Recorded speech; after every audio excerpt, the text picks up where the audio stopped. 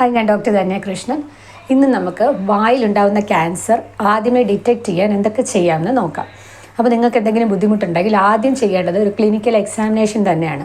ഒരു ഡോക്ടറിനെ കാണിച്ചിട്ട് നിങ്ങൾക്ക് ഉണങ്ങാത്ത മുറിവുകളോ അല്ലെങ്കിൽ വായിൽ എന്തെങ്കിലും ലീഷൻ ഉണ്ടെങ്കിൽ നിങ്ങളുടെ ഡോക്ടർ അതൊരു തറോ ക്ലിനിക്കൽ എക്സാമിനേഷൻ ചെയ്ത് കണ്ടുപിടിക്കും.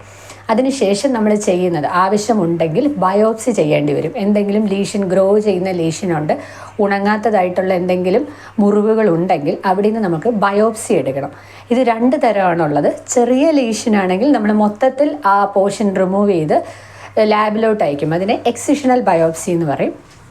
വലിയ ലീഷനാണെന്നുണ്ടെങ്കിൽ അതിലെ ചെറിയൊരു പോർഷൻ ഇൻസിപ്ഷണൽ ബയോപ്സി, അതായത് ചെറിയൊരു പോർഷൻ, ഒരു ആവശ്യമുള്ള ഒരു സ്മോൾ എമൗണ്ട് ഓഫ് ടിഷ്യൂ മാത്രം അതിൽ നിന്ന് റിമൂവ് ചെയ്ത് നമ്മളത് ടെസ്റ്റ് ചെയ്യാൻ വിടും. രണ്ടാമതായിട്ട് നമ്മൾ ചെയ്യുന്നത് എക്സ്റേ ആണ്. ആ ഏരിയയിലെ ബോണിൻ്റെയും ടൂത്തിൻ്റെ എല്ലാ എക്സ്റേ എടുത്ത്, എല്ലിൻ്റെ എല്ലാ എക്സ്റേ എടുത്ത് അകത്തോട്ട് എന്തെങ്കിലും സ്പ്രെഡ് ചെയ്തിട്ടുണ്ടോ എന്ന് അറിയാനായിട്ട് ഒരു റേഡിയോഗ്രാഫിക് എക്സാമിനേഷൻ അത്യാവശ്യമാണ്.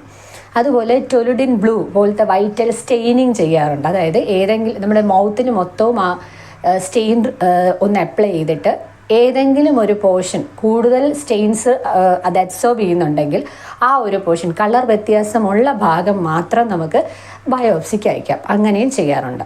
പിന്നെ കൂടുതലായിട്ടുള്ള ഡീറ്റെയിൽസ് അറിയണമെങ്കിൽ സി ടി പോലത്തെ സ്കാൻ ചെയ്യണം. അല്ലെങ്കിൽ പെറ്റ് സ്കാൻ എന്ന് പറയുന്നത് എവിടെയെങ്കിലും ഇത് സ്പ്രെഡ് ചെയ്തിട്ടുണ്ടോ എന്ന് അറിയാനാണ് പെറ്റ് സ്കാൻ പോലത്തെ ഇമേജിങ് ടെക്നിക്ക് ചെയ്യും. അപ്പോൾ നിങ്ങൾക്ക് എന്തെങ്കിലും ഇതുപോലത്തെ പ്രശ്നങ്ങളുണ്ടെങ്കിൽ അത്യാവശ്യമായി ഒരു ഡോക്ടറെ കാണിച്ചിട്ട് വേറെ ഒരു പ്രശ്നമില്ല എന്ന്, അതായത് ക്യാൻസർ പോലത്തെ പ്രശ്നമൊന്നും ഇല്ല എന്ന് റൂൾ ഔട്ട് ചെയ്യേണ്ടതാണ്.